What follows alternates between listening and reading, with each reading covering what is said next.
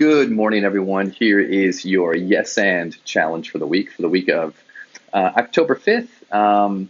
And again, October 5th, not a day or a week that'll be tough to forget since it is Hollister and I's anniversary today.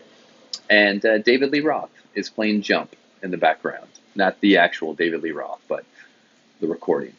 Yeah. So Hollister and I just were able to go and spend one night with each other for our anniversary. So we're getting ready to head home. And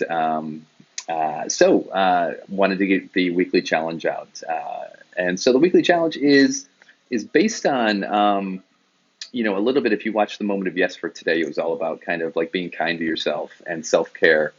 And this one similarly is built off of that. Again, in the Monday, I talked about the car problems that I had over the weekend and dealing with myself. And then even this morning, I actually just got off the phone with the car dealer and fingers crossed that the warranty covers it, but if not, looking at a couple $1,000s in repairs if the warranty doesn't cover it. And so just stuff, right? And just stuff. And there's stuff that pops up every day. And I think that the challenge for this week is about when we notice the stuff that pops up, the triggers that pop up in our day, whether it's something that happens to us financially or physically, or something that pops up in our news stream. What do we do with it, right? How do we sit with it? How do we handle it? How do we process it? But more importantly, how do we say yes and to it and move through it? And so my challenge to everyone this week is to be conscious and to bring awareness to the triggers that show up on a day-to-day basis. And the easy one for me today is this car stuff and the finances that go with it.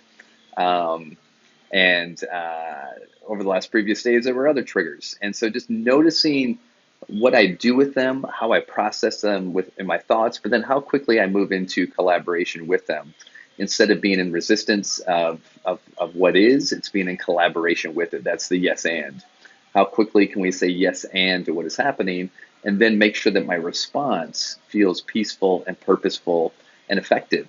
At the end of the day, I want to be effective, right? I want to add value, but to bring that sense of purpose and peace to my response so that it's effective. So every day, so your challenge for this week is during every day, something's going to trigger you.